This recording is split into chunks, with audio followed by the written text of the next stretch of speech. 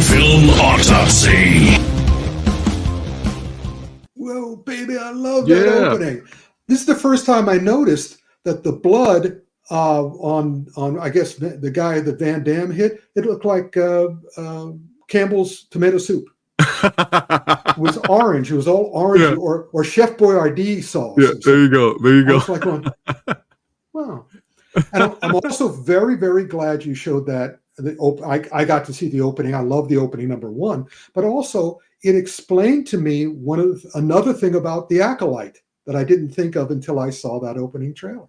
Oh, all right. We're going to get into that. But like my boy here, Takeshi Kintano 3 says, it's showtime, baby. What is going on? It's your boy, Preston PhatSamuraiGuy, hanging out with my brother from another mother. That's right. Kung Fu Santa himself. That's right. Rick Myers. And we are back. That's right, baby. Another episode of Action Film Autopsy.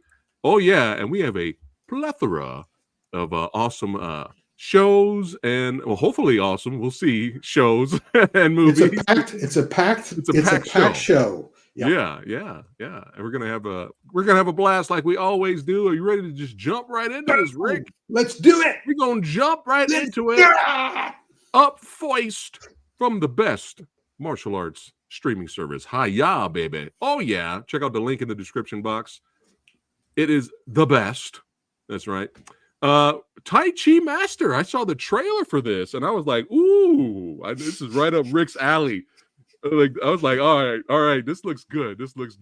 Rick, yes, is it good? It is Okay. in a really serious way, and it is in a really silly way. Okay. One thing that the trailer doesn't show you that you will notice if you watch the movie, and I recommend that you watch the movie because it's a lot of fun. Nice. For many reasons. But wait till you get to the giant silkworm. I'm sorry? There's a giant silkworm. All right. It's not, and it's like a pet. It's like the character from Dune. It's like the worms in Dune. It's, okay. It's whatever. It's 18 feet big, okay, and all the rest of it. And it also shoots silk out of its maw like Spider-Man. Wow.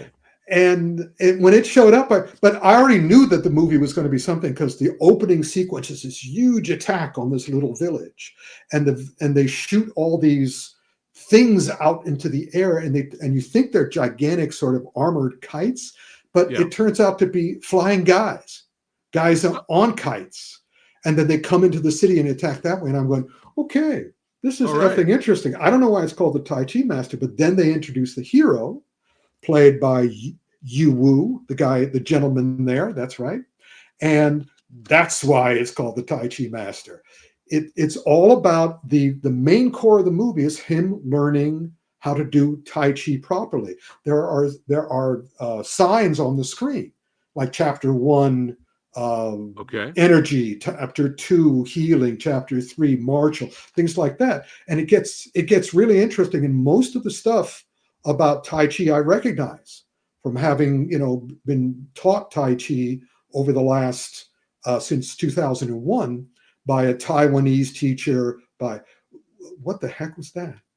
I'm doing Fat Chi. You're doing dumb. Yeah. Well, there you go. That works. Again, Tai Chi.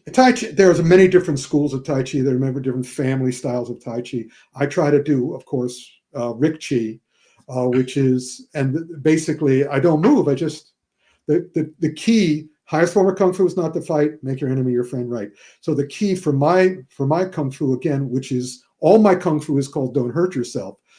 The key is I don't move. I taught Po the Panda in Kung Fu Panda, the original Kung Fu Panda Kung Fu, because they didn't. I told this story multiple times. I was with the crew, the animators, the producers, the writers, long before they started production of Kung Fu Panda. And I said, have you seen any Kung Fu movies? They said, we saw 7 Samurai. Oh, no. And exactly. And I said, listen, guys, you're making a baseball movie, you're watching football films. Yeah. Let me show you some baseball films. And I had all this stuff left over from the Kung Fu Extravaganza, which we'll all be at next month at San Diego Comic-Con. And I show them all that stuff. And what I ultimately taught them is, of course, just like, and this is true of any fight. This is true of martial arts as well. If you want to be a really good fighter, you don't fight. You don't attack. If you start a fight, something's wrong with you. If they start a fight, something's wrong with them, and you can take advantage of that as a smart kung fu guy. So but I digress. So it's like in Enter the Dragon. It's the art of fighting without fighting. Yes. or you let them hurt. Again, in kung fu, we're taught if someone wants to hurt themselves by trying to hurt you, you'll help them do it. This is why you never need this, because this is, again, as I keep teaching, this is just stupid. This is the stupidest thing you could possibly do. So here, but we'll be running into a lot of the fist on this show as well. So let me get on to Tai. Thank you for reminding me we're talking about Tai Chi Master. Tai Chi Master is a lot of fun. It gets better as it goes along. Nice. There are moments of wonderful silliness throughout, including the silkworm. There are all these enemy fighters who just come right out of, as Jim Kelly says, you're right out of a comic book in Enter the Dragon. So it's a lot of fun, but there's a lot of substance as well. There's a lot of real Tai Chi substance. All right. So it's worth seeing. And also it's funny, the director, Zhu Zhao Kong, he hasn't made a kung fu movie before. He made 2 monster movies. But now it's just, again, showing this wonderful thing that's happening in China now. More and more people are being allowed to do literal kung fu movie, not martial art movies, not wuxia movies, kung fu movies. And this is another great example. And also, this movie was made in 2022 and only got to Hi-yah now. Wow, that's pretty impressive. Well, it sounds like a lot of fun. You had me on Warriors on Kites, which kind of reminds me of Duel to the Death when you had the ninjas on kites. Yeah, that's what I thought of as soon as I saw it. I said, these guys have been watching old Hong Kong films, and they're just putting in all these homages. Nice. That's pretty cool. Before we move on, we got to say hello to chat. Thank you, everybody, for watching today. Michael Gonzalez, what's going on? Brian Sanchez, Kevin Lambert, the entertainment headquarters. Good to see you. Yeah. OGP Philip in the house. Was good to see John. We have a yo-yo now. Yo-yo Mayo. Yeah. John Bonney here. And he's been a channel member for 36 months, baby. Woohoo! That's right. Thank you so much for the support, John. And Michael Gonzalez in the house. Who else we got here? Samuel Stokes. What's going on? OGP says, did Rick take one for the team and suffer through the Acolyte? Well, we're going to get to that. And I actually did a poll as well. Oh, shoot. Rob from Entertainment Talk Nation is watching right now. Good to see you, brother. Yeah, man. Yeah, good to see you. All right. Now, next up, it's anime time. Now, Rick, you know I like my fighting anime. I like my manime. Manime, that's great. My fighting May. Or is that called Fistame. Fistame, yeah. And Lady Fat Blood, my wife, she's all like, she saw the trailer for Garouden, The Way of the Lone Wolf. And she was like, oh, it's a baby May. It's right up your alley. She's like, baby, I found you a baby May. And I'm like, ooh. So we're going to get to that. And there's a reason why I wanted to talk about Baki, segue into Baki after this. I wanted to hear your thoughts. But yeah, I love the theme song. It's fire. The theme song is fire. The fight choreography is surprisingly very grounded for a fighting May, for an anime. Very grounded in terms of, as realistic as you can get. They were doing leg kicks. They're doing all this movement. I was like, oh, and it was pretty smooth. Yeah, but it's not as realistic as you can get. Believe me. You know what I mean? Yeah, I know what you. Compared to Baki, I've seen a lot of anime, martial arts anime, and this is not even close to as realistic as you can get. But this is the Fatame. Yes. This is Fatame, no question. But compared to like Baki, where there's a character called Pickle, that he's an ancient caveman that can take out dinosaurs because he's that strong. So that's what I mean. That's what I'm kind of comparing it to. But anyway, our lead here, he's like one of the best in his school, and there's an intruder in the dojo, and he used one of the special techniques to take out the intruder. He ends up killing him, and after that, he's like, "I'm out. I'm leaving. I'm ashamed. I didn't really want to do that." And so it's his journey and finding himself. Now, when you get to the ending, Rick, without spoiling it, I kind of expected it to happen, but because the character at some point seems distracted, because even his master looks at him at towards the end, and he's looking at him differently, like he's not focused, because the whole show he's just Well, he I don't doesn't want to want to be fight. there. I don't He want to didn't want fight. to I be. don't want to do anything. He still doesn't at the end. Right. So it's kind of like I kind of expected the ending to be the way it was, but when I went up on IMDb, I was reading comments. So many people hate the ending. They hate it, and I was kind of like, well, I kind of expected it to be that, and there's going to be more, so they're setting up something. So, Rick, what do you think about The Way of the Lone Wolf? Well, you alerted me to this because originally I was just going to do Baki because Baki came out in June on Netflix. You told me about Garouden. I said, but it came out in May. But then you intrigued me with it, so I watched it, and I said, thank heaven, because that is the more fulfilled. It turns out that the Baki, we have Baki versus Kengan, which we're talking about next, and also Garouden is what is a 6 or 8 episode show. Yeah, it's not long. Yeah. Yeah. Well, Baki is a 1 hour and 2 minute. I love the fact that it was 1 hour and 2 minutes. Yeah. Yeah. But it turns out, I found out later that this is a movie ending to that story because there were 2 previous television series of Baki of 39 episodes each, which establishes it more and it was better. Baki versus Kengan was just kind of like, oh, we got an extra $50, so we're going to put this movie together. Right. Garouden is much more cohesive. I really loved, I love animation. And I always remind people that animation is 2 things. It's the design of the characters and, the looks and the creation of the sets and shit, animated sets. And it's also the actual animation, how characters move. And what's really cool about Garouden for me is that they'll do this kind of shot, which is, it's a stance shot. And so they save the animation for the parts that require animation and keep it still. And also they use stylized, because they obviously didn't have a lot of money. Right. So rather than showing the blood, they have, if you go back to the poster again, no, not that, the poster. The streaks. You see those streaks? Because in the animation, those don't move. Those are just like lines on his face that turn out to be his blood and the other character's blood. And so this, Baki is cave paintings compared to Garouden. Garouden is very intelligent. However, it is muscles fighting. But what's great about Japanese martial arts is they openly admit that it's not an art per se, it's a discipline. Mm-hmm. The samurai stuff, karate stuff, jiu-jitsu, it's only things like Aikido, which is more of an art.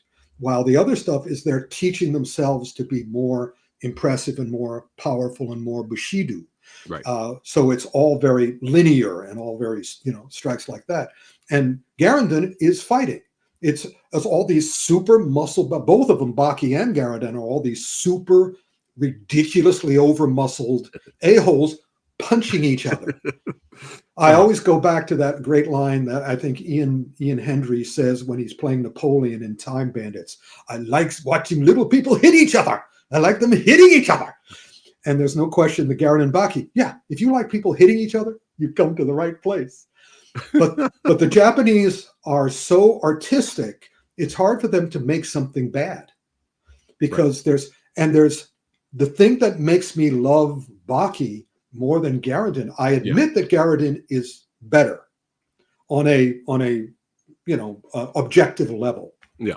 But the thing I loved about Baki is that there's a sequence in the middle of the movie where because basically it's these guys who arrange fights, putting together the new gang to make all this organizations money. Come together. Both of them are like that. And they get the absolute best fighters, and they're all, again, look at the muscles. They're all ridiculously muscled. Yeah. And also they'll beat each other in such a way that normally would kill anyone. But of course, nobody, even though there are scenes of flesh ripping off bone and all the rest of it, nobody actually gets hurt. So that's another problem. However, there's a moment in Baki where two muscle-bound characters, where we have the one organizer versus the other organizer. You say, oh wait, Joey is coming, and the other one goes, oh yeah, but wait, Tommy is coming too. So Joey and Tommy get there, and they have to wait through all these other fights of the main guys. Yeah. Both of them, Tommy and Johnny, which is not their actual names, have to go to the bathroom. They had too much to drink. Yeah. And so one goes to the bathroom. Right. And he goes around the corner, and there's the hallway with the bathroom. And the other guy comes around the other hall, and they see each other. And they stop because they're going to fight. And they just stare at each other. No, you go ahead. No, you go ahead. No, you go ahead. No, you go ahead. That's hilarious. Yeah, but the thing I love about it is they get under, it's psychological. Yeah. In other words, it's telling you the personality of these guys, which the fighting doesn't tell you. The fighting is just mindless, basically, and physiology-free video gaming kind of stuff. Yeah. But what really nailed this show for me is at the very end, they have the credits. There's an after-credit scene of the two guys still in the hall. It's hands in pockets. Hands in pockets going, you go ahead. No, you go ahead. No, you go ahead. And I went, oh, this is genius. Yeah. All I need is that. I want that as a 2-second clip on my thing, my avatar. No, you go ahead. No, you go ahead. All you need to know about martial arts. No, you go ahead. No, you go ahead. Yeah, but overall, I enjoyed the fight sequences. Me too. But it's not great. I have a nitpick. I have a nitpick. The lead character here, he won all of his fights almost the same way with armbar. And I'm like, dude, come on, man. Have him win another way. Nope, armbar. He's beat the guy with an armbar. I'm like, oh. So I got a little repetitive, but it's just like wrestling. It's just like WWE. In other words, they have their finishing move. Yeah. So that's what the audience expects, because of course we enjoyed this from a Netflix standpoint, but the people in Japan know these characters. Yeah. And they want what they want. And but back to Baki, the separate series, Kengan and Ashura, I'm big fans of both. They're way more entertaining, better animation, fluid, really over the top, almost superhero like martial arts. Absolutely. But this was a fun little like let's do this. What if they meet? No, you go ahead. Yeah. No, you go ahead. I recommend both. No, you go. I do too. Especially if you're more like Fat than you are like me. Yeah. Fat you can still enjoy, if you don't even if you're like me, you still will probably enjoy it because they're good. Yeah. They're smart. They're really well done. Hold on a second. I didn't know Rob's actually streaming what we're streaming right now on his channel. Well, thank you so much, brother. Hello, ETN Nation. Good to see you guys. Yeah, I didn't know. I just now saw that. And speaking of Japan, okay, all right. Our next one, Ultraman Rising. Now, Rick, I am an Ultraman fan. Now, is this movie for fans of all Ultramen? Or let me rephrase that. Can anyone enjoy this? Let me put it old, or is it just for babies? Have you seen it? No. It's interesting because last month we didn't talk about IF, Imaginary Friends, the John Krasinski movie. Yeah. And interestingly enough, I was going to say this is the Japanimation. It's not. This was written and directed by two Westerners. Huh. This is Shannon Tyndall, who worked for, worked on QB and the Two Strings, as well as Coraline. What's the name of that company who does those? Coraline. Yeah, I enjoy I'm blanking Kubo. on it. Yeah, Kubo, yeah. She worked on that, and John Oishima, even though he worked on DuckTales, which I love. The Disney most recent one, right? Yeah, the most recent one. So they're not, they love Japanese stuff, but they decided, basically they did the IF Imaginary Friend version of Ultraman. Did you see this, by the way? No, I have not seen it yet. Yeah. As a big fan of Ultraman, I'd be very curious as to what you thought, because I'm also a big fan of Ultraman. And we have to come up with another word other than woke. It's not woke. It's Westerners doing a variation, taking the character and say, wouldn't it be interesting if this happened to this guy? And one of the problems with IF, which is I find one of the problems with this, is that they take it way too seriously. Okay. Way too seriously. It's, again, just like IF, it's about parents and children. Right. And as such, it's good, as is IF. But it's not, neither of these are really fun. Because the emotion, Leica, thank you very much. Thank you for letting me know the name of the company that Kuba. Yeah, thanks, Kevin. Yeah. It's interesting. And I'd be very curious as to huge fans, because at the same time I'm going, I'm not enjoying this. I'm appreciating this. I'm admiring this, but I'm really not enjoying it. Okay. I'm not sure why. I mean, I understand that they want the leading character to be more mature, but my action is, why? This is Ultraman. Why do you want this to be more emotionally resonant from a parental situation? I mean, if you're going to do a story like that, do a story like that. You can create you don't have to use Ultraman as your ticket to ride. Well, look at this. Look at the animation style, especially from the little kaiju baby. So I wouldn't think there would be something extremely serious going on. You wouldn't, would you? No. But there is. Interesting. Yeah. And it's kind of like, oh, okay. Are there any good fights or action in it? Well, yeah. I mean, it depends on how you define good. In other words, Ultraman does, and the Ultra Force does their usual routine. But there's this extra layer of emotional resonance that, I personally could have done without. Okay. So it kind of sounds like a pass to me. So I don't know. Listen, what's great about Netflix, if you have it, you have it. So you can fast forward. Again, I'm going to be talking about the FFSs here, fast forward specials. Your film. So you can just fast forward to the first thing that happens. It took me a while to find the first thing that happens in Ultraman. Yeah. So use that as a best judgment. All right. Next up, Rick, how does Jessica Alba pull off being a special ops commando in Trigger Warning? How does that work out? Surprisingly well. Really? However, you haven't seen it, have you? No. I got news for you. Okay. Put that poster up again. Okay. This is what is called bait and switch. Because they sold it as she's a special forces officer, and she is. Okay. In the first 15 minutes of the movie. And then it becomes Roadhouse 2. Oh no. Oh no. Oh yes. Oh no. Oh yes. No. And so when she's saying this is in the beginning. This is in the beginning. This is the best fight scene in the movie. It's a little nonsense, but it makes sense. I really like it because it's directed by a woman, a fascinating woman named Muli Surya. And she does a movie every 5 years. You look at her credits, she directs a movie every 5 years. And I'm going, that should be interesting. And it's written by the guy who also wrote Brother's Son. And it's choreographed by the guy who did Brother's Son. And also, more importantly, Day Shift. Day Shift was one of the J.J. Netflix Perry. movies. Yeah. No, Eric Brown. Okay. Day Shift was that movie about the guys hunting vampires. Yeah. And so they had some snappy choreography in this. And at the opening of the movie, they do some really snappy choreography for her.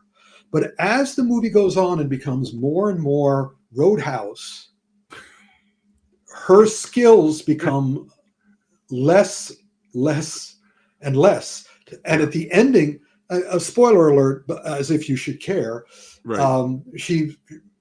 Her father's killed. She's trying to find the guy. Everybody in town is corrupt. She finds, the lead cop. The lead cop commits suicide at the end, but he does it by taking a grenade, pulling the pin, dropping it in between the two of them. And she turns and jumps. It explodes. He's dead. She's not touched. Oh my God. And I sort of went, what a shame. Most of the reviews say this, and I agree with most of the reviews. Okay. Jessica does her all, but she's sabotaged by an increasingly. You watch the first 20 minutes. That's it. Okay. You've seen the best of the movie. Copy that. Hold on a second. Kevin's been a member for 39 months, channel member. Thank you so much for your awesome support, brother. He goes, hey, PhatSamuraiGuy, will you be doing a reaction to the new Hellboy film? Rick, I finished your book. It was a great read. Which book? Let us know which book, Kevin. I'm assuming it's Films of Fury, but probably. But look, there's a bunch of books I've done. Yeah. Yes, I didn't even know a new Hellboy movie was coming, and somebody on Facebook, shout out to that awesome person, sent me this. He's like, "You got to react to this," and I'm just like, "Oh God!" So, I'll get to it when I get to it this week. Have you ever loved any of the other Hellboy movies? I enjoyed the first two. Is Del Toro. I enjoyed them. Okay, you enjoyed them. I've never loved any of them. Right. I enjoyed them. Right. I enjoyed Del Toro. Entertaining. Yeah. But I never loved any of them. But Hellboy's another one of those characters that like you probably like the animated movies with Ron Perlman voice acting. Those are better, but still, it's a hero who's just self-defeating in terms of his powers and all the rest of it. What's the other one that the guy? Why am I blanking on the name of it? They've made a couple of movies with this, but anyway, it's Hellboy. Yeah, you're talking about the David Arbor one that came out after. I don't know if I'm the guy with the cape who's dead already, and he was it Frank Miller? Oh man, it's terrible getting old, people. I'm telling you, it's terrible getting old. Yeah, I'm thinking about these movies. If I think of it during it, but it's another superhero who's kind of there's nothing to hang on to. But the Spirit? No, the Spirit's great.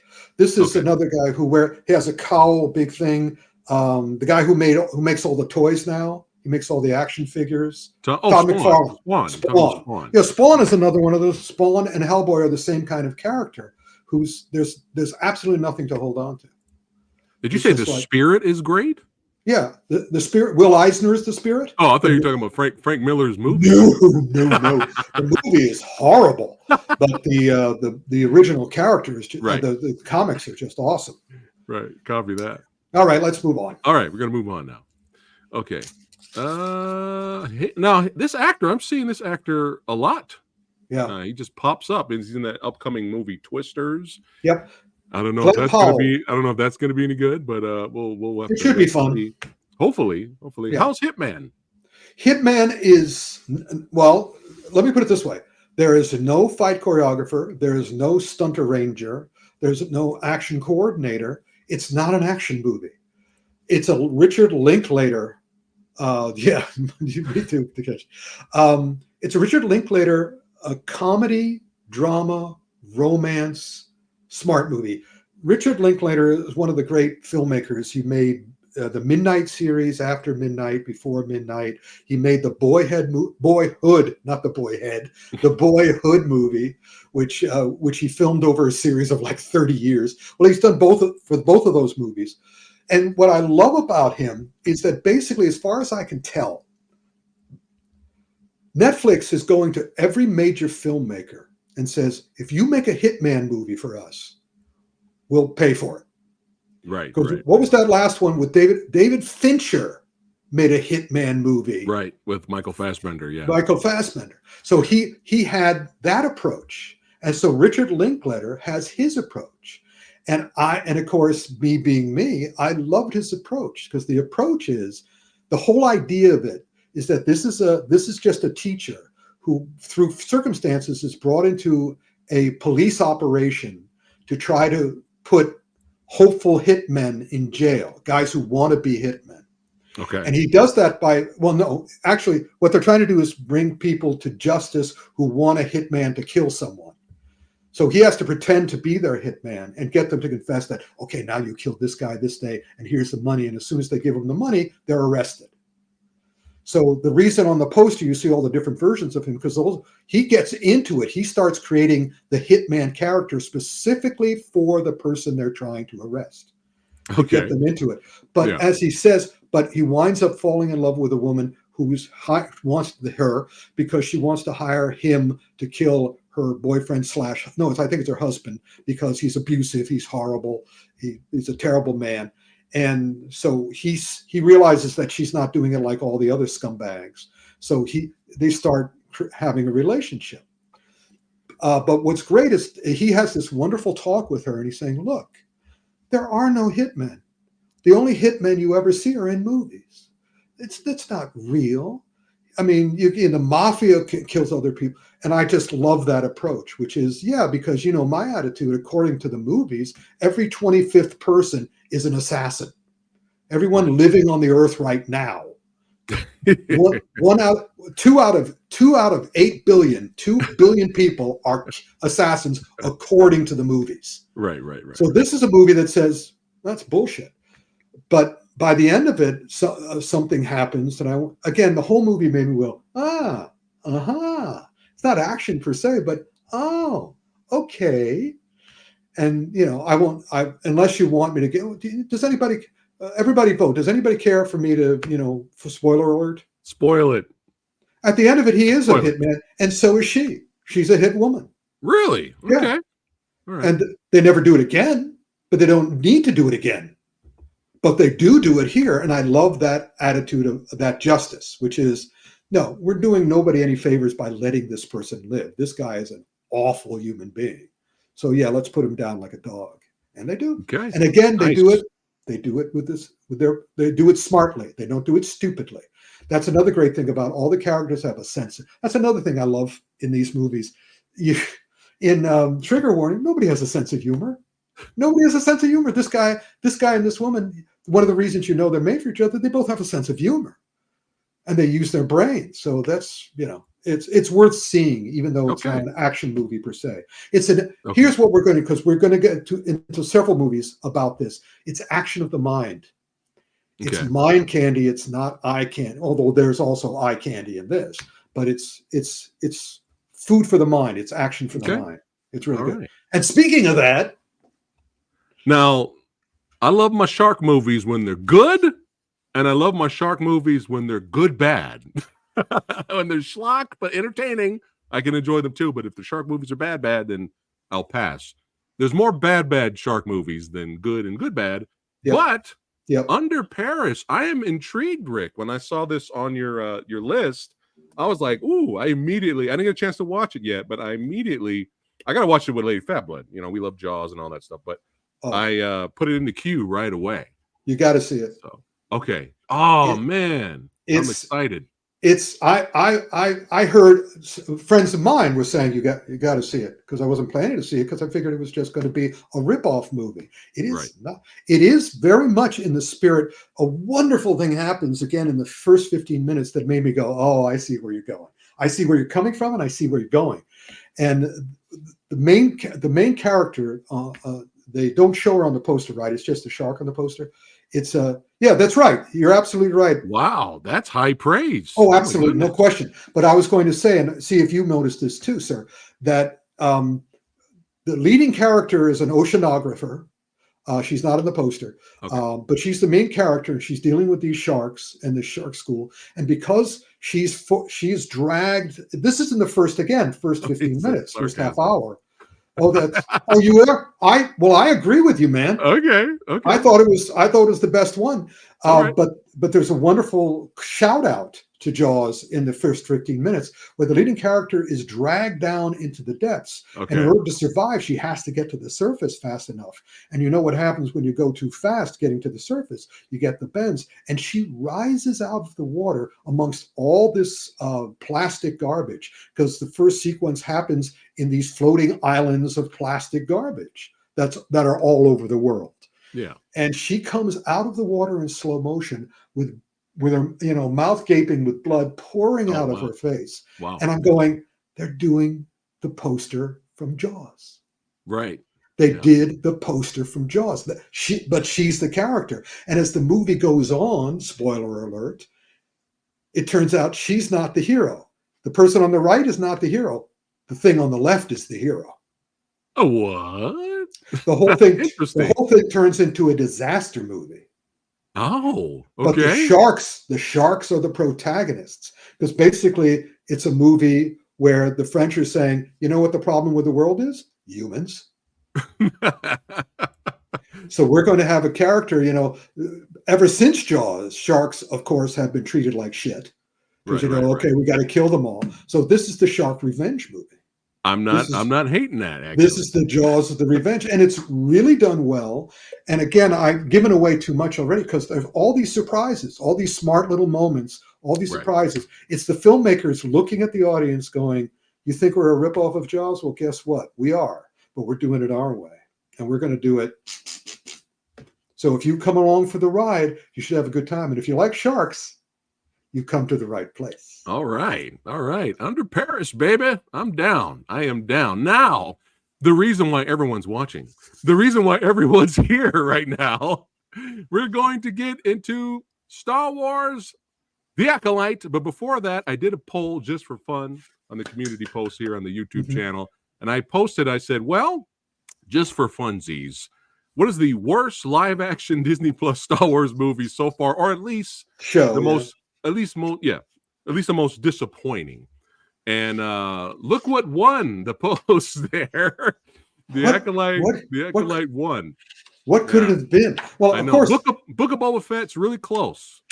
Book of Boba Fett's really close, but and I agree with this estimation. Nice. The Acolyte is effed up. Now, the Acolyte is effed up. Now, I want everybody. Okay, did you guys hear what Rick just said? Now, what Rick has, proudly stated in the past on the previous episodes, Rick is quadruple woke. Rick was woke. I've been woke since 1965. Since 1965, before woke was popular. Okay, read my effing books. Yeah, read his book. Rick has been woke before woke was a popular thing. Yeah, and Rick just said that. You guys heard what he just said about the Acolyte. Now, the Acolyte is not bad because it's woke. Okay, it's bad because it's bad. Okay. In other words, being woke has nothing to do. I mean, if they did their woking well, then I wouldn't be saying it sucked. Right. They don't do their woking well. They don't do much of I like in the first two episodes when the Jedi were still the Jedi. I like their fight scenes. The Carrie-Ann Moss fight scene, the first fight scene with our Korean star. That's why I put that picture. I also have another picture of Carrie-Ann Moss again, just standing there as the Acolyte or the girl tries to stab her. But both, you see what they're doing, and that's what she does in the other picture as well, which is he doesn't dodge wildly. He's not trying to avoid the first thing in Kung Fu. Again, we're taught you only move as much as you have to. So if the fist stops here, you stop here. If they can't touch it, that's all you have to worry about. And the first fight, but when Carrie-Ann Moss dies, anyway, I sort of went, well, that's effed up. Because you showed me how she was fighting, and she was fighting extremely well and very smartly, and then she lets herself be knifed. And it's like, that is effed up, man. And so, but it fits with the message this show seems to be putting out, which is that at the beginning of the story, the Jedi are the Jedi that I remember, that I love from all the books when I was a kid, from the movies when I was a kid. Yeah. I think I've said that one of the greatest experiences I've ever had in a movie theater was seeing the second show of the first day of the original Star Wars in New York at the Lowe's Astor Plaza. Wow. And just getting my mind blown. It was just incredible. So that's the Jedi and the Return of the Jedi. The Empire Strikes Back. Return of the Jedi I wasn't too happy with. Right. But that was the Jedi I knew. So here we have a show where they're saying, the more mentally corrupt the Jedi get, the worse fighters they are, which is why we can kill them. So the message for me of this show is that the Jedi suck. Right. And I'm going, and that moment, again, I keep waiting. And we're going to get back into this also when we get to Doctor Who, which is there's in the 60 years of Doctor Who, and Star Wars was like 78. So how many years is that? That's almost 30 years, 40 years or whatever. Yeah. In the 40 years, I keep wanting them to get back to their nugget.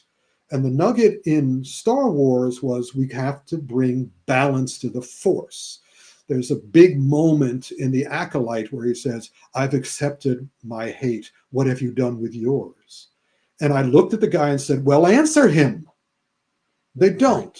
It's like, it's super simple. We all have love. We all have hate. We all have like. We all have dislike. Balance, balance, balance. We all have bad and good in ourselves. Balance it.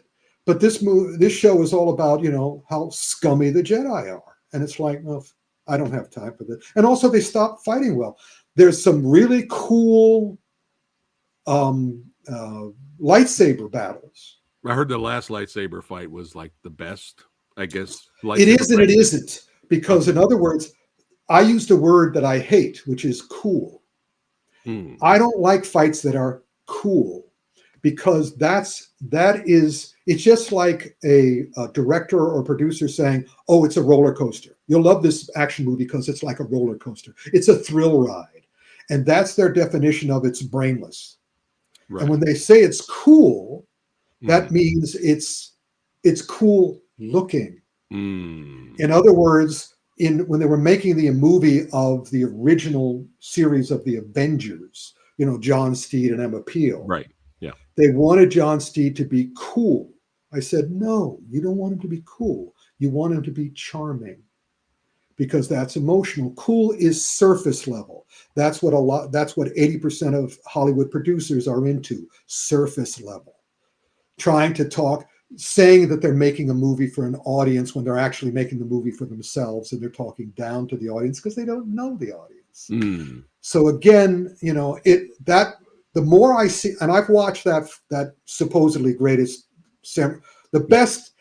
not samurai, excuse me, lightsaber battle. Fight, yeah. I've watched that multiple times, and you'll know. And again, that's the thing that you're opening.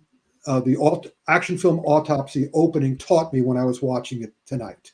The difference between go back and watch the opening of action film Autopsy over and over and over again, especially the scenes that have swords in them, and then watch the Acolyte's cool lightsabers. One has substance, one has nothing, has superficiality.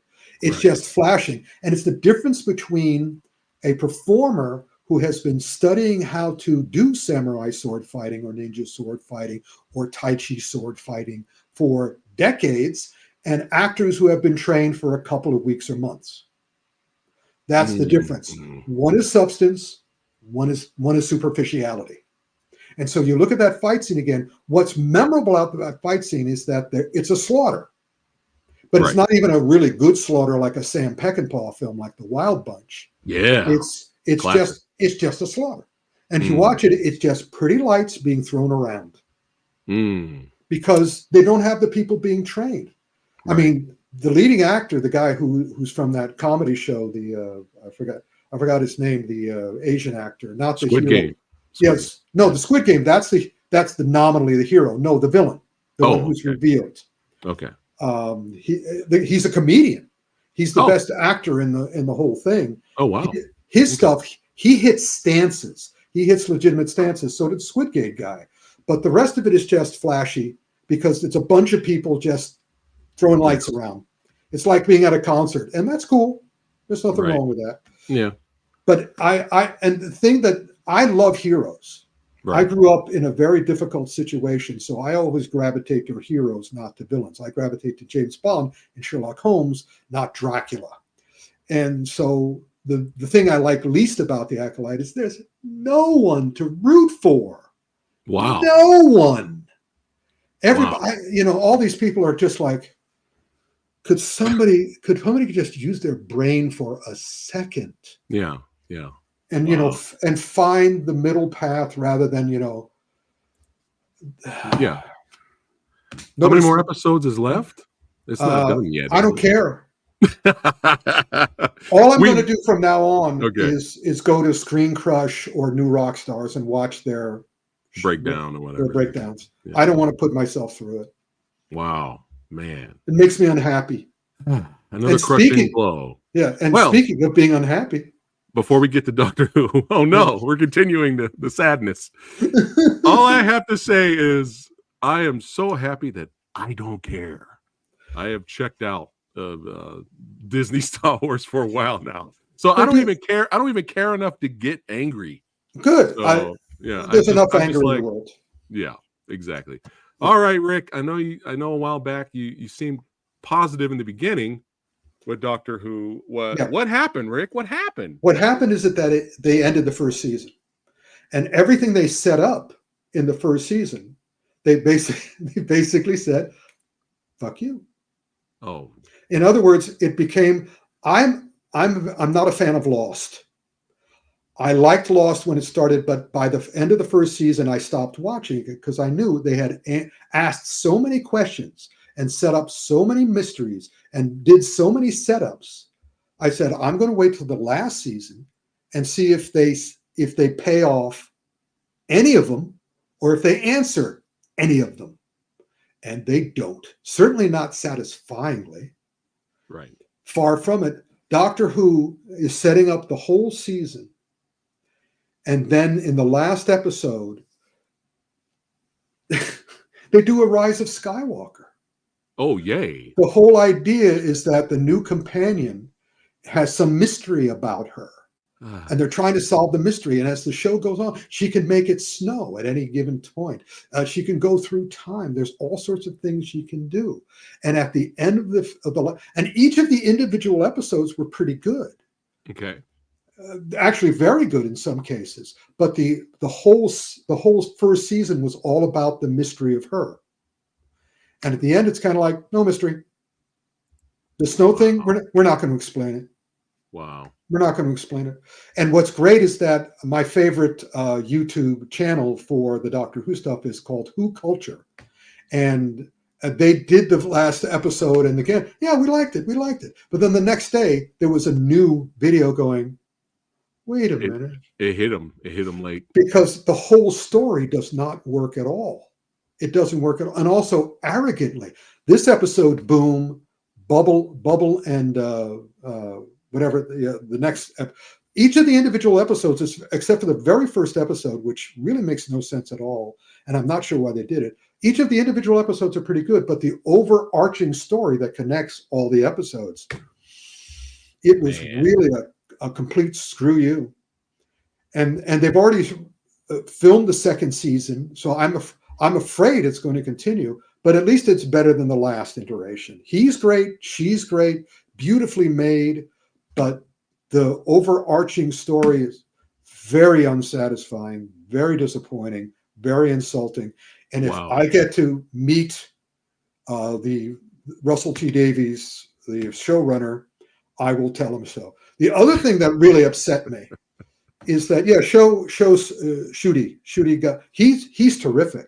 However, they have him cry in every single episode. Did I mention this last time? No. That I told Jackie Chan this. You might have, but I don't remember. There was a period of time when Jackie Chan would cry in every movie, and I was out. This was back in 2001. I was in Hong Kong working with Jackie on what turned out to be the Medallion, and I got out of that quick. But he would cry in every movie. And I went to see a screening of, I think, The Accidental Spy or whatever, where again he's crying or the New Police Story. And just like everybody who tolerates me, they tolerate me because they know I will tell them the truth. Yeah. As I see it, I will tell them my truth. I won't try to suck up to them. And I said, look, the more you cry, the less effective it gets. Go see $1 Million Baby, which was out then, Clint Eastwood's movie. Yeah. Throughout the entire movie, he tries not to cry. He's given more and more reason to cry. He keeps trying not to cry. But at the very end, in the hospital room, he cries, and man, it's like a punch in the face. It's like a punch in the stomach. It's a punch in the heart. It's a punch in the brain. It's a punch in the kidney. It's a punch everywhere you could be punched. Yeah. And I'm saying, Jackie, that's what you want to do. So here we have Judy Gatwa crying in every episode. It's kind of Why? like, again, that was my question. But then I realized as I went through it, he also does something else in every episode. He'll cry in every episode and he'll overreact to something very middling in every episode, which means there's this great shot they keep showing where she goes, "We can do that." And he goes, "That is fantastic." And he does that in every episode too. He overreacts. And suddenly I got a fish in the face and ice in my soul because I recognized the behavior. I was born of a schizophrenic mother.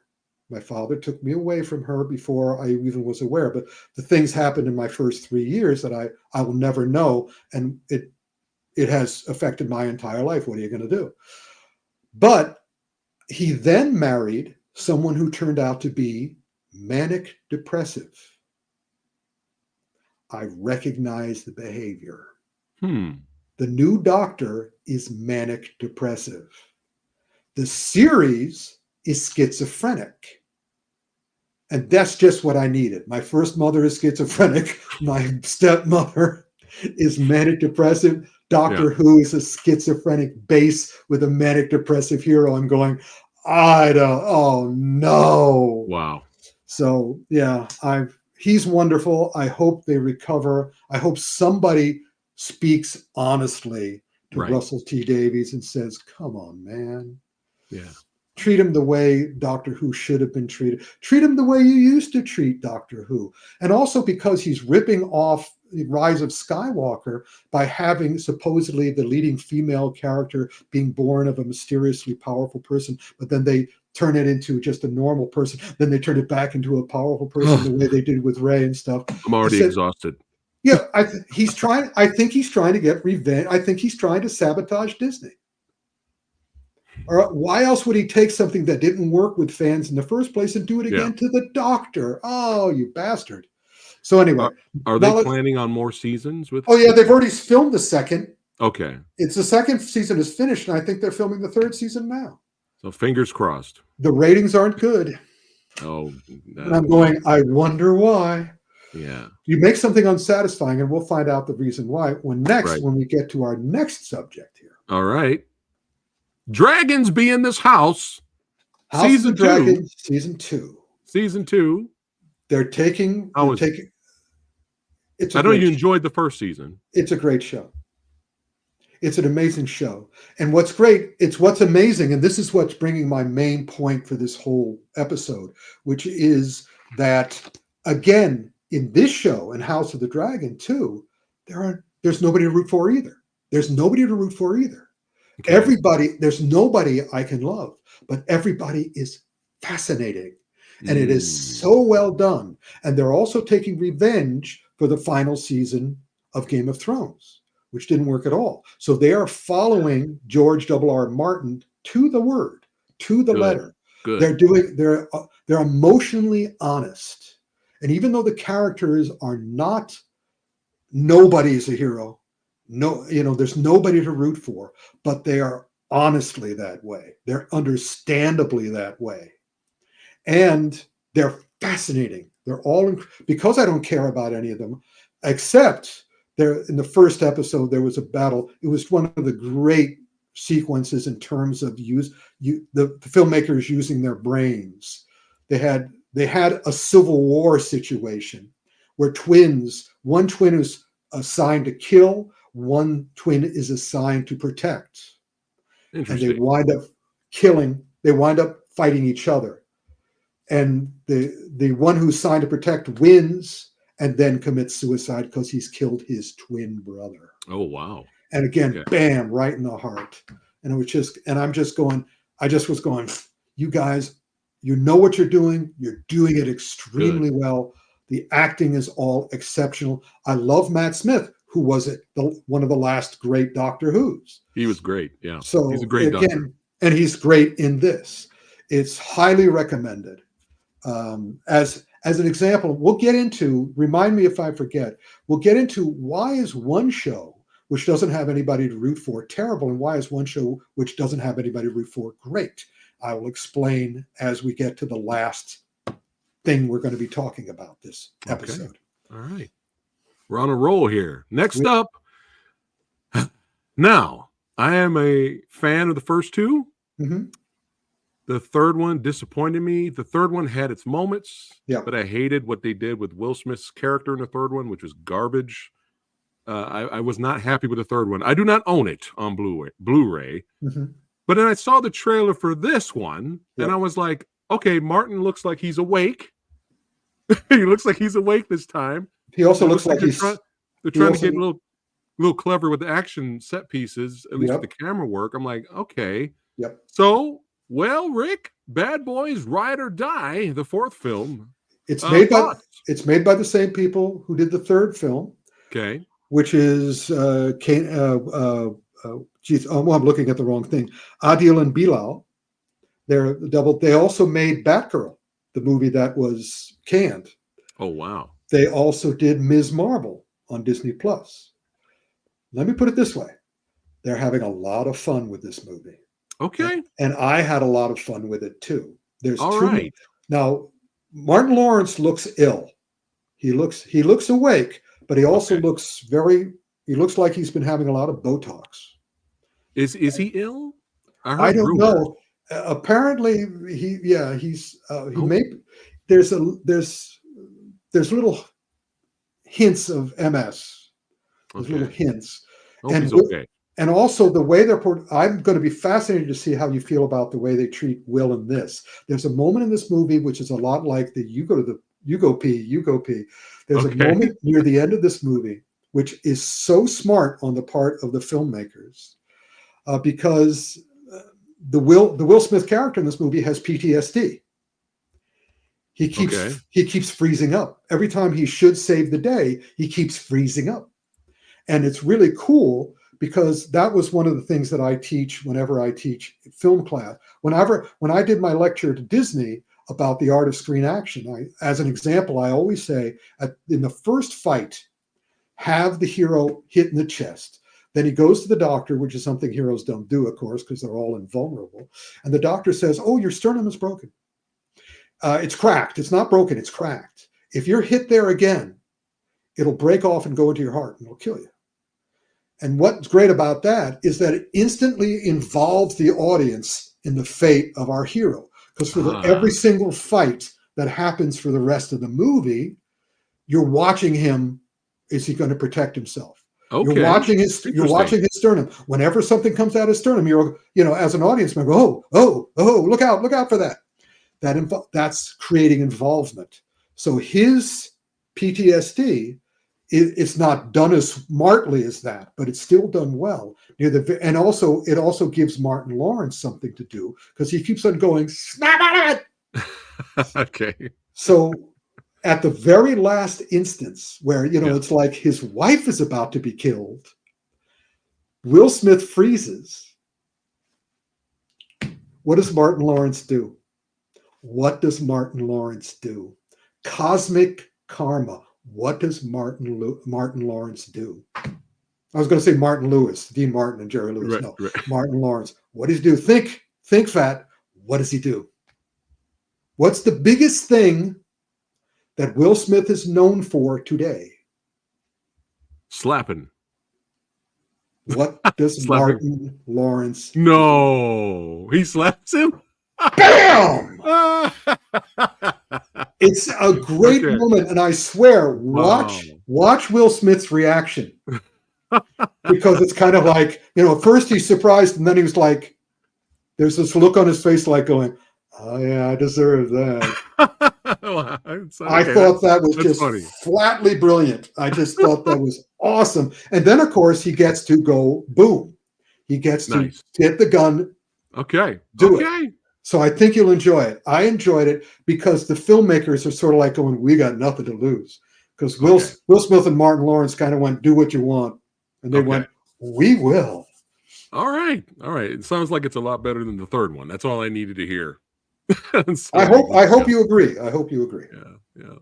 I want people to like their movies. Even when I don't like a movie that someone else is like, I always say, "I'm glad you liked it. I wish I did," and then I'll tell them why I did. But okay.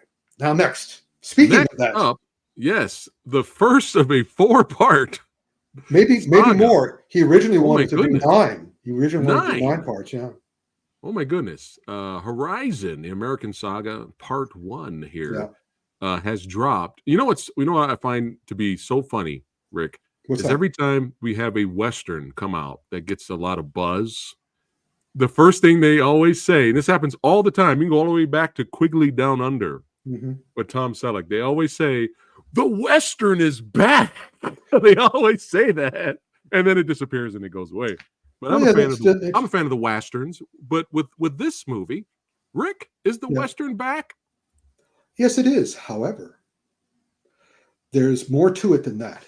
Okay. If this had come out, in a world with no past and no future, at least a Kevin Costner, no past, no future, it would be very interesting. It's the first part. There's a problem. Okay. He was on that wonderful show. He's on the Taylor Sheridan show, which he left to Yellowstone, which is a really good Western. The Western is back, a modern Western. This is beautifully photographed. It is Costner, who did Dances with Wolves, retelling of how the West was won, or how the West was ruined by settlers. Okay. It's about what white settlers did to the Indians, what they did to the slaves. It's again telling America its flaws and its stupidity, but it also takes place at the time of the Civil War. And it's all these characters who are leaving the East Coast to get away from the Civil War, creating their own wars and their own hatreds and their own stupidities out West. Costner plays a terrific character, very capable, a heroic character, someone you can latch onto. However, here's the magic phrase. He does not appear in the film until the end of the first hour. What? Kevin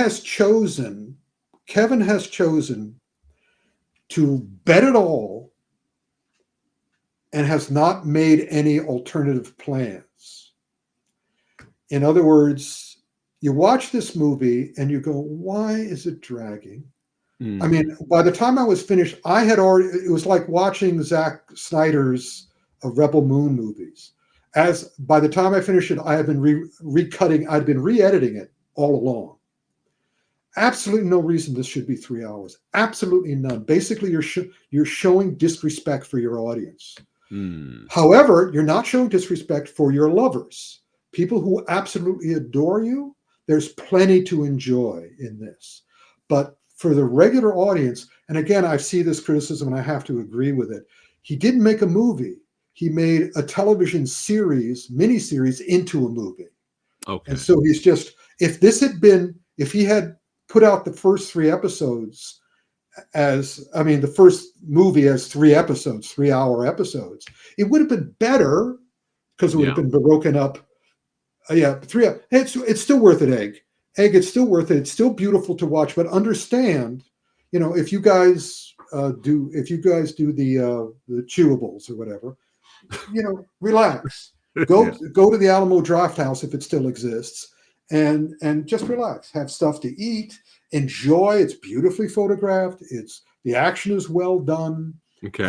It has brains, but man, he's taken his time. He's just sort of like going, I'm going to do what I want. That's why I left the show. I'm going to do what I want. I'm going to be in complete control. And I choose to do this. Okay, man. You're asking for it, and you got it. It may work out for him because it is a good movie. It's just... Right. Did it not do well in the box office? Michael's point. No, it didn't. Of course it didn't do well in the box office. 3 hours, yeah. Right. 3-hour Western. And also, there are more Which I'm people... fine with. I'm perfectly fine with that. There were more people. What was the Taylor Sheridan show called again? Yellowstone. Yellowstone. There are more people who will see Yellowstone than will ever see your movie, and you have betrayed all them. You betrayed all them. You let you said, "I'm leaving. I don't give a shit." And it's like the audience went,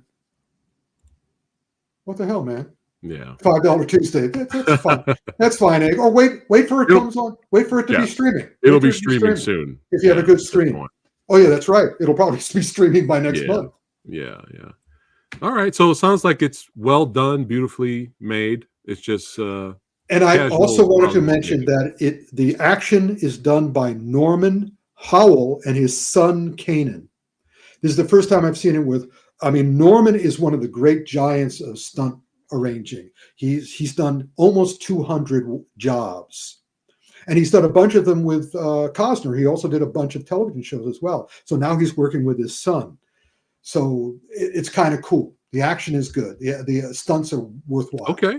And it's also, I might add, they had visual effects in it, but you can't really tell, which is great. It's great. Real horses, real people. It's something you can hold on to. And real photography of real places. Copy that. All right. Now, this is how you do it, folks. This is how you do it. Rick, has it been a while? Has it been a while that Pixar did a great sequel? No, not really. Their sequels have been pretty good, because usually when they do a sequel, it's because the first movie was a huge hit. Right. And this is the new, Bob Iger's approach to things, which is get the best ones we can possibly. That's why there's going to be a sequel to Zootopia. There always should have been. Inside Out 1 was $1 billion. Zootopia was $1 billion. Of course, you should do more movies, but you should do it the way they did this one. Okay. And the reason, again, look at the box office of Horizon, look at the box office of Bad Boys, look at the box office of whatever else, and then look at the box office of this. People have been waiting not for a sequel to Inside Out. They've been waiting for a great movie. I like that. That's if I started writing reviews professionally more than 50 years ago in 1973. I started writing books about movie genres starting in like 1977, 78. And there's one thing all of this stuff has in common. The one thing I have noticed, the movies that are the biggest successes are the ones that are the best movies. They're the best films. That's why, the whole thing about Marvel and Avengers Endgame drives me crazy. That was a great movie. That's why it did so well, because it spoke to everybody. Again, laugh at the same time, cry at the same time, cheer at the same time. Yep. Multiple times. Same thing with Inside Out. And it's also one of the great action movies of all time. Really? The final fight it's what's, again, mind candy. It's a literal fight inside the character's mind. The whole movie is about the character's minds. The anxiety attack. Notice it has that action word. It's an anxiety. It's not an anxiety bout. It's not an anxiety moment. It's an anxiety attack. Have you ever had an anxiety attack? Everyone who has loves this movie. I had anxiety attacks back in the day with my horrible mothers. So, of course, when I saw this, I went, oh my God, they know exactly what this is all about. But it also, they communicate it to the audience. And the way you fight an anxiety attack, all action words, is how they show it. This movie is so smart, so brilliant, so understandable, so all these great words about, so empathetic, so it's just a magnificent movie.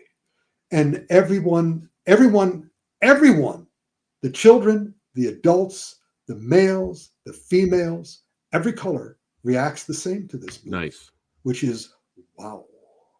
Good. That's how it should be. You feel it. You feel it. Emotional content. Emotional content. Nice. It's just such a wonderful, warm, loving, smart, mind candy movie, but also, Frank, great eye candy too. Yeah. But, Frank. yeah. But again, you'll note if you want to, it's not easy to make a great film, but it can be done. They've shown how to do it. Nice. And go see it, everybody. Okay. All right. And Very you don't nice. need to, you don't need to go to the theaters. It's already made its money back. Yeah. Right. But just see it. Just see it. Copy that. All See right. how it makes you feel. Nice. Copy that.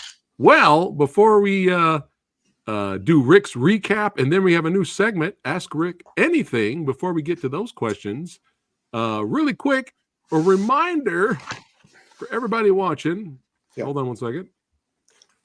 Oh, yeah. Also, let me do a quick finale, which is the difference between scripts is structure.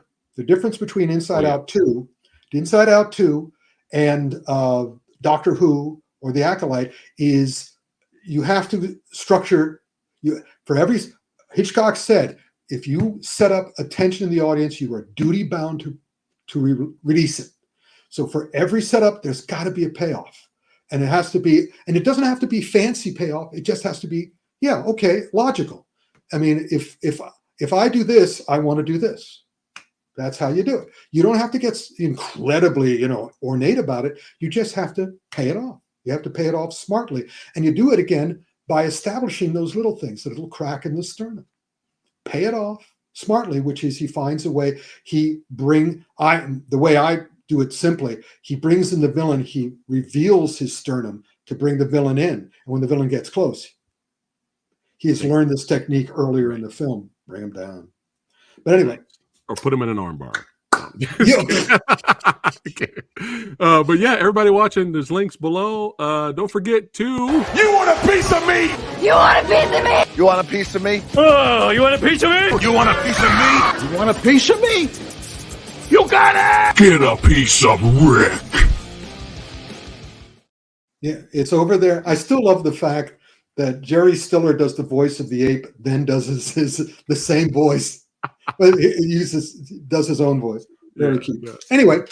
But yeah, there's all kinds of autographs, collectibles, movie posters. I mean, tons of stuff. And Rick's incredible stuff. He's trying to get rid of it. Watch it. So make sure you go to that store, check it out, and hit him up.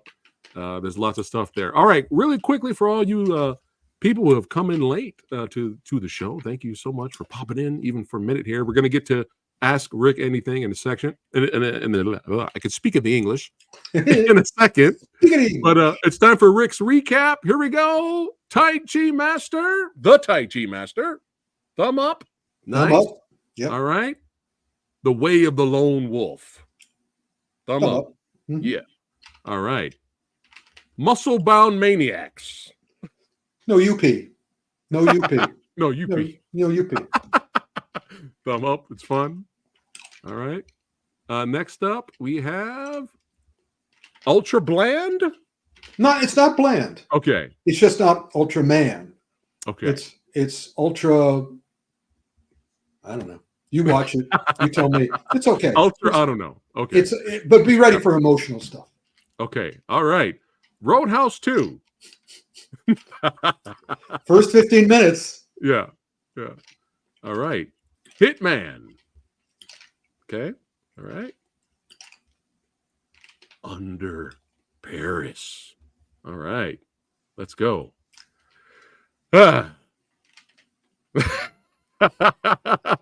Oh man. You know, it's, for fun, instead of this, Rick, you should do this.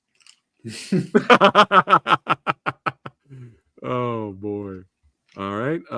Doctor Who. Dr. Boo. Each individual episodes, watch Boom, watch Ball and Bubble. Yeah. But yeah, as a whole, it's disappointing. Gotcha. Season 2, House of the Dragon. Thumb up. All right. Bad Boys, What You Gonna Do? Thumb up. Okay. Actually, I should do that. That's what I should do. Horizon Part 1. Okay. It's long. It's long. And Inside Out 2. Look at that. 2 thumbs up for the Inside Outers. Yes. Way up. Way up. Nice. Way up. There you go. Nice. All right. Now it's time for... As if you need me to talk more. Ask Rick Anything. It's up to Rick. If we go to the chat comments in the chat, if you guys want to ask Rick anything, it's up to him. I don't know how much time he has, but we're going to go to YouTube here. First up, all right, from at Nightbringer 1509, he goes, Rick, during your martial arts training, what is the most memorable experience that you had, and what was the best advice you received that you still use every day? There you go. Well, interestingly enough, it wasn't in my martial arts training. I started training in martial arts in 1978. And the martial arts is still a problem for me because it's all about punching. It's all about hurting the other person. It's all about fighting. And I've been trying to find Kung Fu for decades. And they didn't have Kung Fu in America to a degree that I could find it. Even the places that said they were doing Kung Fu, they weren't. And because immediately we got into the fists and the sparring. It wasn't until I went to Taiwan in 2001 and I got to meet everybody in Taiwan. Taiwan still has the best Kung Fu in the world. America has some of the people who learned in Taiwan, because in China, it's all, controlled by the government. In Taiwan, they have freedom, so they can actually do it. So again, the greatest moment is in two great moments. I was taught a foundational Qigong exercise called Feng Shui. And then and it looked so simple and so easy, no pain, no gain, no nothing like that, that I didn't, I watched it, I said, fine. They were saying that if you do this every day, you'll never be sick. And I sort of went, sure, man. Sure, old man, whatever. Then I came back to America and I became Santa Claus. And I got sick 6 times in 6 weeks. Wow. Because the kids had all the germs. Right. And I had shots, I had B12, I had all sorts of stuff. And I said, oh, fuck it, I'll try Feng Shui, which is what they taught me to do. Was never sick again. Wow. And what's great about Kung Fu, the Kung Fu I teach, Rick Fu, it means open mind, open heart, open hand. And the great thing about learning Kung Fu from people who are not trying to make money, because basically all martial arts is the exact same thing. The human body, the human mind, the world around you, the rest is money and ego. But money and ego is very powerful.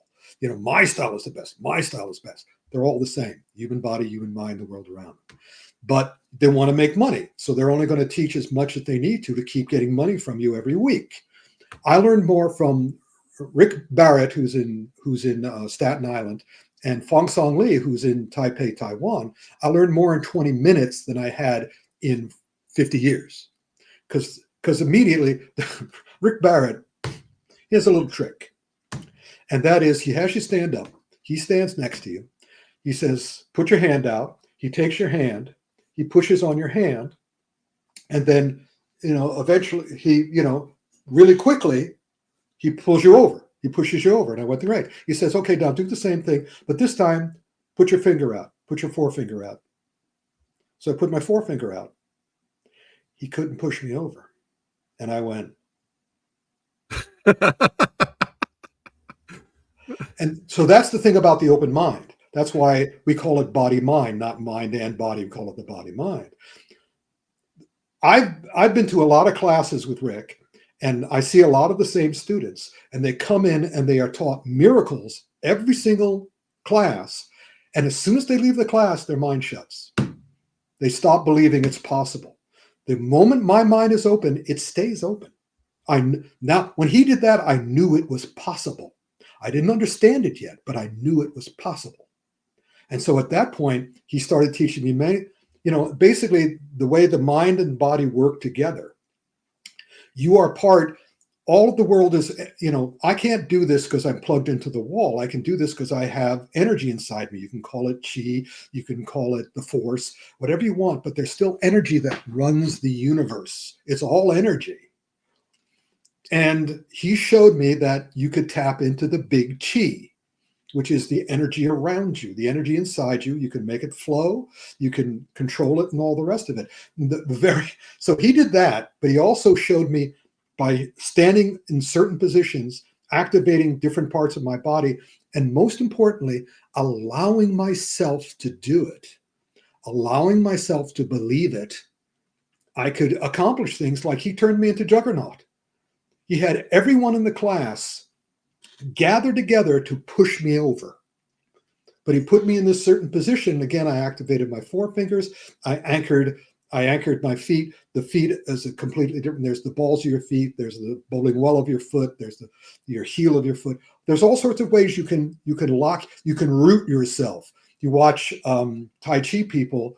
They can settle, but then they can root. And when they root, they cannot be pushed. And so he had everybody in the class pushing on me, and I just was going, because I didn't feel any of them. They could not move me. But the moment I started laughing, they could move me because I broke the thing. So what I learned is that keep an open mind, open heart, open hand. And remember, it's all about health. It's not about being badass. It's about being smart ass. It's about being great ass. It's about being wise ass. I got news for you. I'm a writer. Written dozens and dozens of books, almost 100 books. I've worked in every medium imaginable. And there's one thing that every book and every movie and every television show taught me, which is I know the ending of the story. You know the ending to the story. This is why I wish in Ghostbusters, Bill Murray had said, yeah, of course you're going to die. We're all going to die. But what's great is that these ghosts are living proof that there's something more. So don't worry about it. Because that's what people... Afterlife, right? Yeah. Yeah. Whatever. We'll find. Let me put it this way. I don't know it for sure, even though my father came back in the form of energy to show me shit. But whether there's an afterlife or not, you're going to find out. We know the ending to the story. So that taught me very clearly, and again, this is through Kung Fu, because remember, Kung Fu, the definition we came up that we used specifically for Films of Fury is human achievement. Kung Fu the word means human achievement. And so we know what's going to happen. So remember, it's not about the ending. Don't worry about the ending. Ending's taken care of. It'll happen. Whether it'll happen like to the 4-year-old who I was Santa Claus to in a children's hospital, or happen to a 101-year-old relative of mine, a 105-year-old friend of mine, it's still going to happen. And it's going to happen to you, and it's going to happen to me, it's going to happen to him, it's going to happen to him. It's going to happen. Don't worry about it. It will happen. What you need to do, what you should do, I shouldn't tell you what you need to do. I'm going to tell you what I do. I'm going to enjoy everything. I'm just going to enjoy everything. When I'm on the toilet, I'm going to enjoy it. And also now that I'm over 70, I'm getting pains. I'm enjoying those too. Because it's really interesting when it hits in a certain area of my body because of Rick Barrett and Fong Song Lee, I go directly to here's a little trick I can show you. See if you can do this. Do this with your fingers. Now, have your forefinger feel your thumb. Have your thumb feel your forefinger. See if you can do that. Go to those places in your mind. I can do it right now automatically. I'm going to have my forefinger feel my thumb. Yep, feel it. I'm going to have my thumb feel my forefinger. There we go. I do it every morning. I do it with my knees, and I do it with my hand on my knee, and I do it with my foot on the floor. I have my foot feel the floor, and then I have the floor feel the foot. Well, I have the foot feel the floor, and then it goes back and forth. And I have my hand feel my knee. I have my knee feel my hand. Because all that's doing is showing that you can go to different places in your brain. So if you're having problems, because in part of my Qi, I do like 45 minutes of Qigong every day, every morning.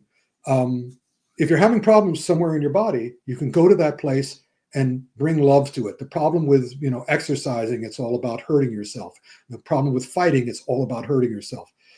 Qigong is about healing yourself.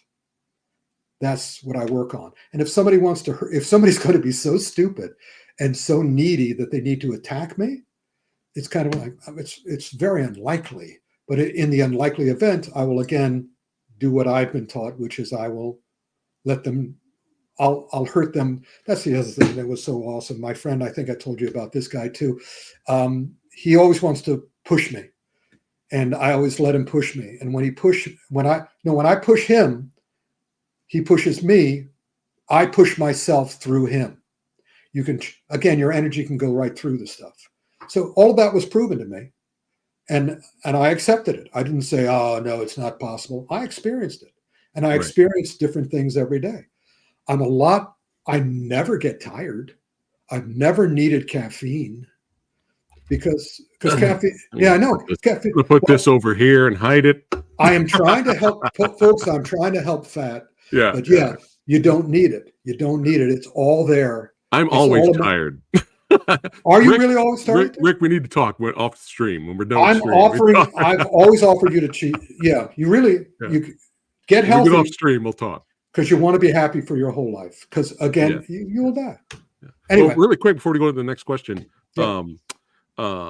I could have sworn, maybe you Yeah. can confirm this. I could have Yeah. sworn that there was a story. I heard a story yeah. that Donnie Yen's mother Oh yeah, did a demonstration. with me. Oh, she did it with you? Well, there was Yeah. the one I heard was there was like these big football player guys. Yeah, that's the one you heard from me. Oh, okay. There you go. There you go. Yeah, what happened was yeah. Donnie Yen's mom, who's one of the great Tai Chi teachers in Boston. Right. Even though, of course, given that everybody likes to fight in martial arts, they always go, "Oh, she's not that great." I'm going, whatever. She liked, because I was doing the movie column for Inside Kung Fu for 20 years or 28 years. And so she liked the way I wrote about her son, Donnie. So she invited me and Vincent Lin to bring Operation Condor up to Boston, where she taught, and took us out to dinner. And so we met at her school, and her school was right by the water. It was really cool. And she was doing a video with some film students from Boston University. And they had brought 2 football players with them, because I'll always remember this. She was doing the classic stance of a female Tai Chi master, which was her one of her legs was on the floor.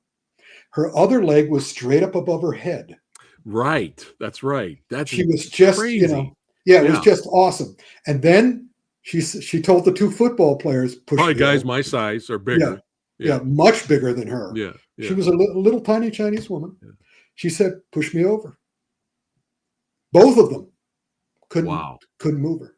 And I sort of went, I looked at Vincent, and he looked at me, and I went, yep. Wow. Shout out to Vincent. Love that guy. Yeah. That's Kung That's Fu. awesome. All right, next question. That's Tai Chi. That's Tai Chi. Right. This is from another legend here. I've had him on the show before. We got an upcoming episode coming soon, Scrapping with Samurai. Christian A.K. Morganson. He goes, who is his favorite living martial arts actor? Who's your favorite living martial arts actor? I'm going to take a swing at it. I think I know. Go ahead. I think I know. Yep. Is it? Hold on. Is it? Am I close? No. Yeah, you're close. All right. Who is it? Jet Li. Oh, look at that. Yeah. All right. Li. Jackie has issues. Right. Jackie damages himself a lot. Jackie is maybe still estranged from his wife and his child, maybe not. Jackie was so terribly treated as a child by his 2 sets of parents, who may not have been, neither of them may have been. He's always looked for a father figure. His father figure now is China. And he and I had a talk in 2001 where I was explaining to him, because of my damage as a child, that it was important to break the cycle of abuse. It was important to break the cycle of pain. And he had the opportunity, and in his case, break the cycle of abandonment. In his case, he had to do that with his son. And he stared at me, he blinked, he looked down, because he realized, and then I realized, he missed the opportunity. His son by that time, his son was already beyond the age that he was when he was abandoned twice. So I love Jackie. I feel for Jackie. Jackie, I know, loves me. The last time I saw Jackie was very gratifying, in that he was getting an award at the New York Asian Film Festival. And I've done a lot of things with Jackie and for Jackie, the comic book and the book covers, all this stuff. He attributes his success in America in part through my actions to try to sell him to America the way he is, not as a fake Bruce Lee or as a fake Clint Eastwood. And it was, and then, I introduced Jonathan Ross to Jackie, et cetera, et cetera. So I love Jackie. He was getting an award at the New York Asian Film Festival, and I was in the front row applauding, and he was looking around the audience, and his eyes lit on me, and he went, and he jumped up. He came to the edge of the stage. He put his arms out. Oh. I came up to him, and he hugged me, and then, and then I went back to my chair. And when I turned around, everyone in the audience was staring at me going, "Who the fuck are you? Why do you get a hug from Jackie Chan?" So be that as it may. However, Jet. Right, back to Jet, yeah. Jet I've always wanted to meet La Cao because I respect him as a filmmaker more than, and also as a Kung Fu person more than anybody else working in film. But I never got to meet him. I met his brother. I interviewed his honorary brother, Gordon, twice, but I never got to meet him. But I did meet Jet in person, but also spoke to him several times. To me, there's nothing there's a lot of things in the Bible that I don't necessarily believe. However, every single thing Jesus says in the Bible, I totally believe and I totally agree with. Jet for me is the Jesus of Kung Fu. There's nothing he's ever said to me that I didn't, not only did I agree with him wholeheartedly, but he opened my mind, he opened my heart, he opened my stomach, he opened my hands. He always told me the truth. He always told me the truth. When we were talking about the live action Mulan, when we were talking about what was the movie that was supposed to be his last movie in America? I said, they say that Fearless? Whatever that movie was, when all the promotion saying this is his last one, and I was talking to him on the phone. I was calling him from New York, and he was talking to me from China. And I said, they say this is your last one. He said, "Yep, that's what they say." Yeah, he's another. The way he does his life, the way he all his charities, all the rest of it. Yeah, he is a true Kung Fu man. He is yin yang. He is yin and yang mixed. Again, not evil or good, good and evil, good and bad, healing and martial. He knows it all. He learns it all. And I love also, I'm not an actor. I'm certainly not a stunt man.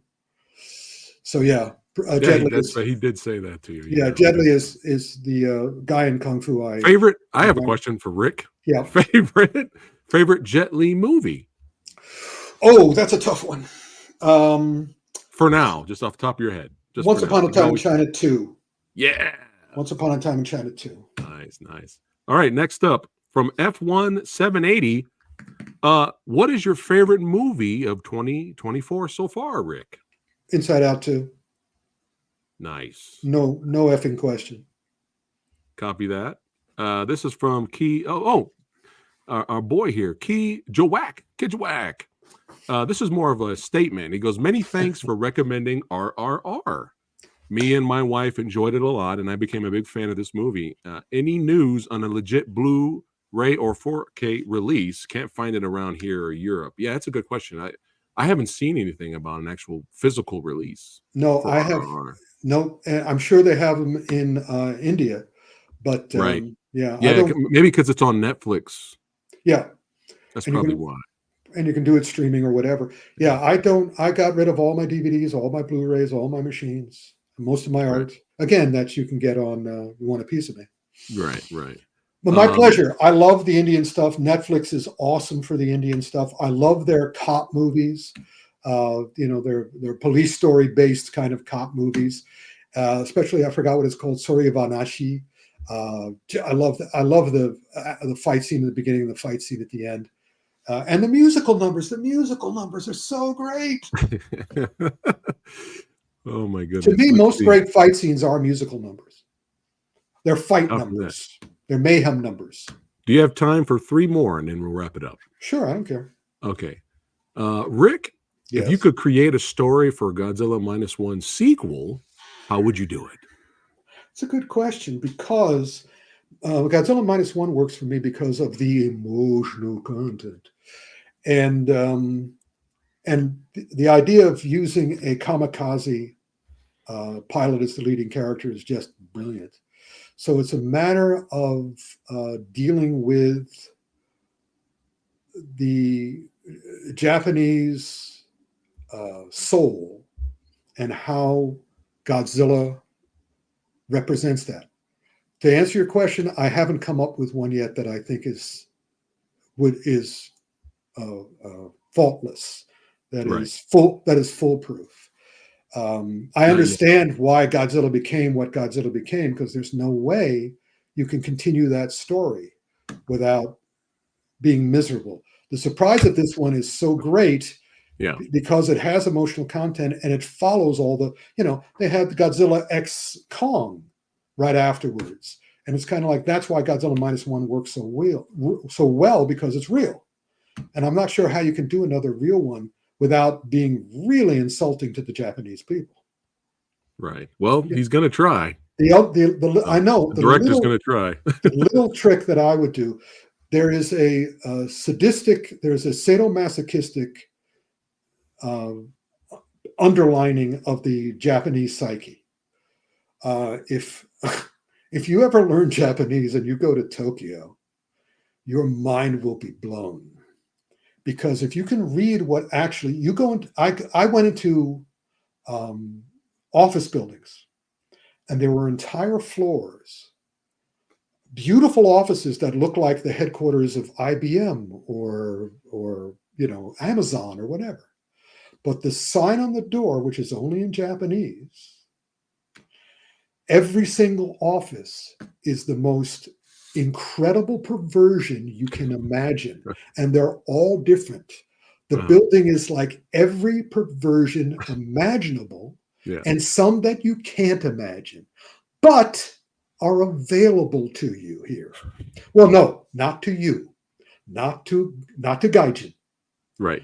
I mean, but because I had friends in town, and also my friends could not bring me around. They had to introduce me to a Chinese version of them, because if a Japanese was showing a white guy around their secrets, trouble.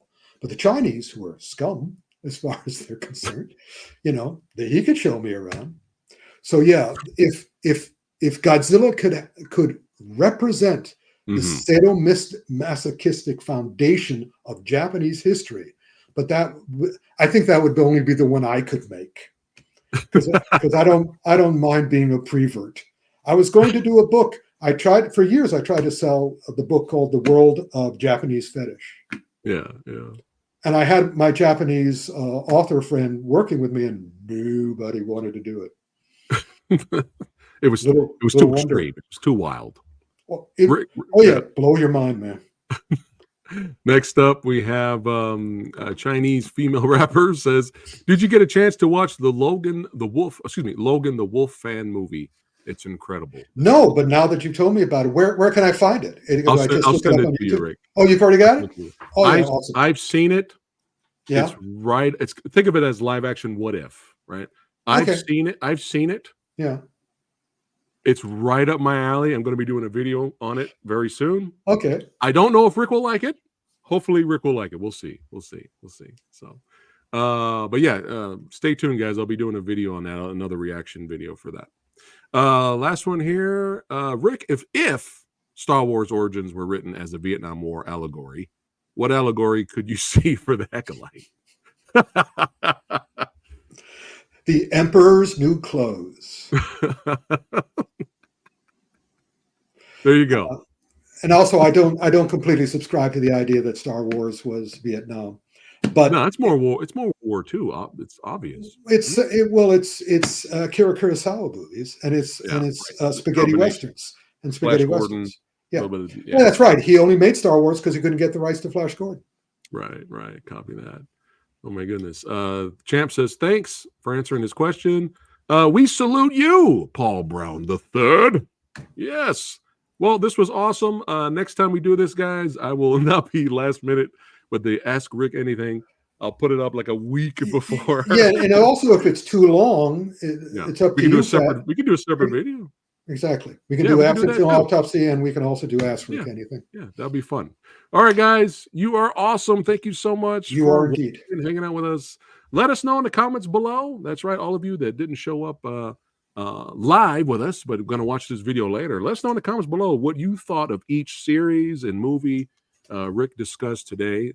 Thumbs up, thumbs down, all that good stuff. We love you guys. Thanks again. Don't forget to like, share, and subscribe to the Old Samurai Guy. I actually, we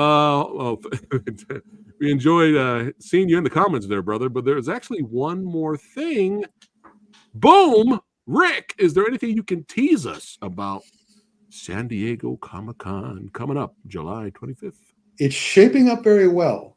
And I don't know the facts, but all of it is going to impinge on the fact that Wolverine and Deadpool premieres on the first day of San Diego Comic-Con. Yeah. That cannot be an accident. If it had been, they would have scheduled it for the opening of Disney's convention, D23, but it's opening the Thursday. It's opening when we're doing our show. Yeah. So everybody, please come to the show. You can watch Logan, you can watch Deadpool and Wolverine the next Let day. me put it this way. Depending on what happens, Frank and Fat are going to show up and I'm not going to be there. They're going to cut to me in the theater going, eating the popcorn, watching that Wolverine would be versus... hilarious. Little video comes up of me in the theater going... We put it on the screen for the audience, and you're like, "Hey, hope you guys are having fun at the extravaganza. This not bad. Amazing. Popping popcorn. Oh my goodness." SDCC should be already. There's already word that Marvel is going to be involved. That James Gunn is going to be involved, and between those two things, I don't think you're going to be able to get away from it. Our show is going to be real good. We're going to see just how good in the next month because Welco's already given a whole bunch of stuff. Frank already has a whole bunch of stuff. We already have, I can tell you, I think I can, I can do this. Cynthia Rothrock is going to give us a sneak peek of her handmade, self-made movie at the event. Yes. We're bringing in several people. Basically, the theme for this year's action film, not action film, Autopsy, Kung Fu Extravaganza is DIY dreams. Do it yourself dreams. Make it. If you can't get in the theaters, you do it because you can now. And I'm bringing a bunch of people who have all done it, and it's all great. It's going to be epic. It's going to be awesome. It always is. Yeah, we have Sammo Hung's protege coming to show his internationally award-winning thing. It's going to be a good show. Yeah. And but it all depends. Yeah. We're going to see what happens. I'm waiting for the programming guys to get to me because they have to send me the portal so I can get everybody their badges and shit. Right. And I'm going to ask, is there going to be a screening at the baseball stadium? Because they did that one year. They showed a movie in the baseball stadium with however many thousands of people the baseball stadium could get.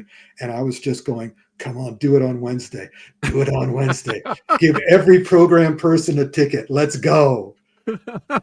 Exactly. Well, it's going to be awesome. It always is. It's never sucked in the 27 years. It's never been horrible.